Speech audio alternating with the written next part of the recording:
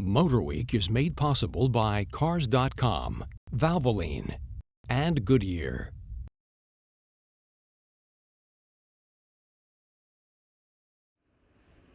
With gas prices now skyrocketing, the need to develop new automotive technologies and alternative fuels to reduce our dependence on foreign oil has never been more urgent. A lot of bold predictions have been made about green power for the future, coming from fuel cells, biofuels, and advanced technologies. But to see past all the hype and hyperbole, we visited one of our nation's foremost research and development facilities, the Department of Energy's Argonne National Lab, and learned what it really takes to make these clean power sources a viable reality.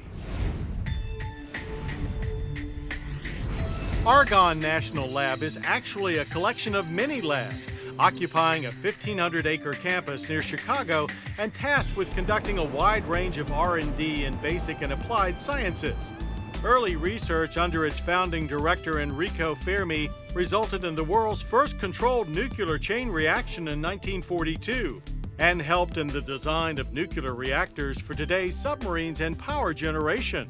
Nuclear power for our cars is still science fiction even here, but solutions for alternative fuels, plug-in hybrids, and efficient engines for the not-so-distant future are within reach thanks to work funded by the DOE Vehicle Technologies Office. Using a team approach, Argonne researchers tackle every problem from multiple angles, with specialists from varying disciplines each lending their unique perspective in search of the best answers. For plug-in hybrids, batteries are the key. Our goal here at Argonne Lab is to shrink this battery to make it smaller and more affordable and actually fit into the space in your car without displacing any of the utility. So we have both good power for fast acceleration and good energy to drive long distances without starting the engine. So part of that is a battery management system that allows us to have high performance in a very, very small package. Lithium-ion batteries currently hold the most promise, but Argonne scientists are creating and testing new cathode materials to make them safer, cheaper, and longer lasting. We have over 100 test stations here that basically consist of a power supply and load that simulate a vehicle driving and how that would affect this battery.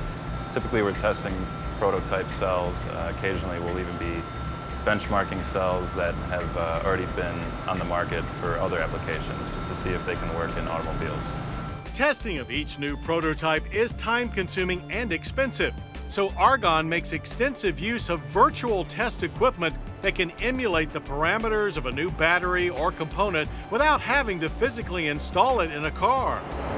This is the Mobile Advanced Technology Testbed, which is a modular hybrid test environment for individual components. We have the engine, which is mounted with all the subsystems on the platform.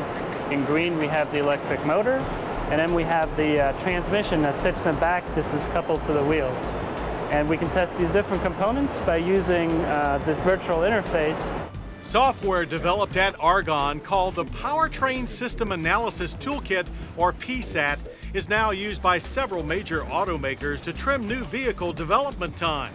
PSAT allows testing of various layouts, front drive, rear drive, with different engines and transmissions in a virtual world rather than build a series of prototypes. Eventually, though, you do have to test new designs in the real world. So at Argonne's Advanced Powertrain Research Facility, they've designed and built their own plug-in hybrid vehicle to use as a test bed. This lab is equipped with a four-wheel drive dyno and precise emissions test equipment capable of measuring near zero emissions. In fact, BMW found it to be the only public test facility in the country that could validate their Hydrogen 7's trace emission levels. Of course, Argonne is conducting its own research into hydrogen-powered internal combustion engines as well. And what we do on that engine, we investigate combustion concepts with hydrogen port injection and hydrogen direct injection to improve the combustion efficiency and the emissions behavior of hydrogen engines. For Argonne's fuel cell research, the focus is on finding alternative materials. Two of the main issues to commercialization of the polymer electrolyte fuel cell for the automotive use is the high cost of the platinum electrocatalyst and also its poor durability. So we're developing materials based on noble metals and base metals that will replace the platinum electrocatalyst to improve its performance decrease the cost of the fuel cell and make it viable for commercial application. One way to improve the fuel efficiency of existing internal combustion engines is by reducing friction, like what occurs between a piston and ring. Scientists here study wear patterns and develop hardened coatings to reduce the effects of friction in critical areas. Tribology is the study of friction and wear.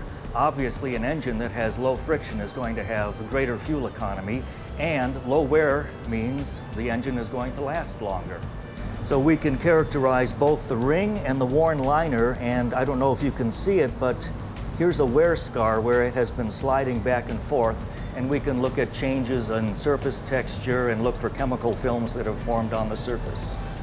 For even greater detail, the Advanced Photon Source, the brightest X-ray beam in the country, allows researchers to actually see the spray pattern of fuel being injected inside an engine and study how fuel velocity, density, and other factors affect the combustion process.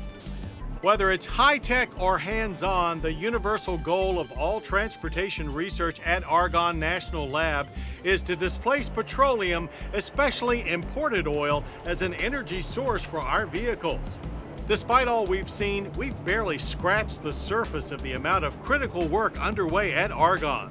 Research into nanofluids, alternative fuels, wear-resistant coatings, the recycling of auto plastics, and more all point to a sustainable, clean driving future. And our thanks go to the men and women of Argonne and all of the DOE National Science Labs for leading the way.